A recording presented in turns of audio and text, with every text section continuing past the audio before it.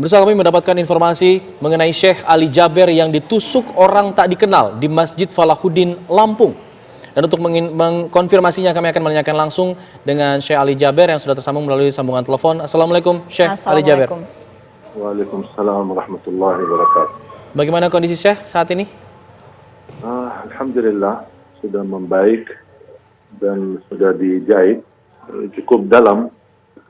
Hampir kurang lebih 10 jahitan, ada 6 di dalam dan 4 di luar. Astagfirullah. Syekh, itu posisinya ditusuk di mana? Di bagian mana? Di ototnya bagian tangan kanan, bagian atas. Oke, bisa diceritakan kronologi kejadiannya Syekh? Ini di Masjid Salahuddin seperti kegiatan biasa. Kita ikut safari dakwah dan saya mengawali acara untuk jamaah untuk jaga protokol kesehatan, jaga jarak. Kemudian kita mulai, saya memanggil seorang anak usia 9 tahun untuk tes bacaannya, karena dia kan ikut wisuda. Dan sambil saya bantu dia untuk memperbaiki bacaannya, meluruskan hurufnya. Dan begitu selesai, saya minta HP-nya ibu si anak ini untuk foto bersama lah buat kenang-kenangan. Ternyata ibu ini HP-nya full, gak bisa foto. Makanya saya minta sama jamaah menarah ke kiri, jamaah boleh pinjam HP-nya. Kasihan anak ini biar bisa dapat foto sekalian. Mudah-mudahan menjadi anak hafizah. Pas saya fokus ke kiri, kemudian menarah sekalian ke kanan untuk melihat siapa jamaah yang membawa HP-nya pinjam. Tiba-tiba di atas panggung ada orang lari. Kemudian karena posisi panggung ini cukup dekat dengan jalan. Karena posisi acara di luar, di lapangan masjid, bukan di dalam masjid. Makanya orang Belapo itu cukup gampang untuk bisa masuk. Karena tidak ada terhalang dengan jamaah atau kursi-kursi. Tapi subhanallah qadarullah ketika menarah ke kanan, saya tiba-tiba kaget melihat ada orang sudah di atas, di hadapan saya, dan saya langsung qadarullah respon. Kalau saya tidak lihat ke kanan, mungkin bisa qadarullah ke leher saya atau ke dada saya. Tapi subhanallah saya angkat tangan, makanya dia tusuk ke tangan. Maka begitu saya lawan, batah pisaunya ke dalam otot saya di kanan, bagian kanan. Baru subhanallah jamaah langsung amankan dan tangkap dia. Jadi bisa dipastikan pelaku ini bukan bagian dari acara ini atau datang dari luar begitu? Iya, kelihatan dari luar karena dia lari. Dia lari. Cuman ke posisi jamaah cukup fokus karena kita lagi bukan lagi ceramah tapi lagi diskusi dengan jamaah, berdialog dengan jamaah. Makanya jamaah banyak fokus ke saya, tidak memperhatikan. Dan ini kejadian pertama kali barangkali, apalagi posisi saya di panggung cukup dekat jalan gitu. Iya, bisa dipastikan Syekh pelaku ini benar-benar satu orang? Yang kita ketemu tadi satu orang. Apakah ada orang lain, mungkin mereka lepas diri atau larikan diri dari tempat. Tapi yang kita lihat ini ada satu orang dan langsung diamankan.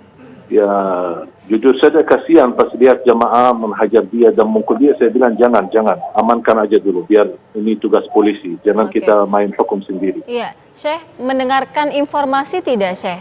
Siapa sebenarnya pelaku ini? Sampai titik ini belum saya mendapatkan berita apa. Karena baru saja diamankan, karena habis ditahan oleh jamaah, diamankan di ruang masjid, sambil menunggu polisi datang dan petugas polisi datang dan membawa beliau ke kantor polisi. Oke, jadi mungkin bisa diceritakan lagi untuk luka yang Syekh alami saat ini di bagian mana saja? Mulai sedikit nyeri, awal-awalnya saya berdarah terus sampai baju saya di sebelah kanan semuanya basah. Karena darah, kata dokternya cukup banyak yang keluar. Sambil bajunya semua basah, terpaksa saya lepas baju dan lukanya cukup dalam. Makanya dikasih obat suntik, kemudian baru dikasih jahitan bagian dalam dengan dagingnya. Karena ototnya cukup, tusuknya cukup dalam, sangat dalam. Makanya dokternya pun bisa mengobati tambah harus ada suntik dan dikasih obat. Baru kemudian di jahitan bagian dalam kurang lebih ada 6 Kemudian baru di bagian di luar ditutupi 4, jadi semuanya 10. Syekh, mungkin bisa diinformasikan juga untuk profil pelaku ini seperti apa, mungkin ciri-cirinya atau dia mengenakan apa yang ia bawa pada saat itu. Nah, saya lihat anak itu masih anak muda banget ya. Mungkin diperkirakan 20 tahun lah.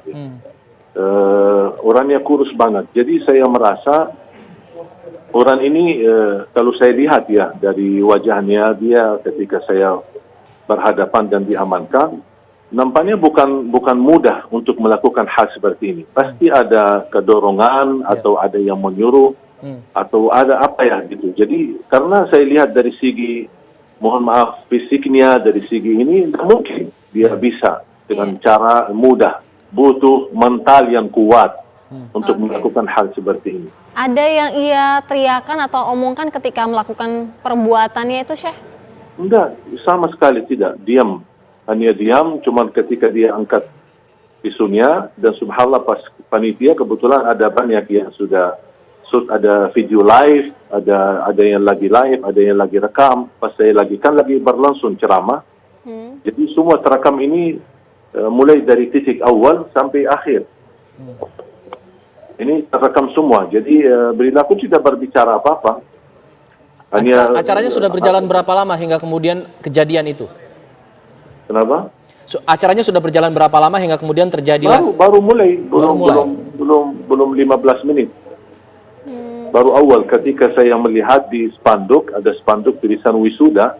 Saya tanya sama panitia, ini wisuda apa? Dia bilang wisuda hafalan Quran. Udah, mana salah satu anak boleh naik panggung, saya mau tes bacaannya. Dan alhamdulillah posisi si anak ini ada di sebelah kiri, bukan di sebelah kanan. Iya. Baik, terima kasih banyak Syekh Ali Jaber. Kita doakan insya Allah Syekh Ali cepat diberikan kesembuhan. Dan kejadian seperti ini tidak terjadi lagi ya. Jangan sampai terulang lagi. Semoga jadi peringatan untuk semua pihak. Terima kasih. Assalamualaikum.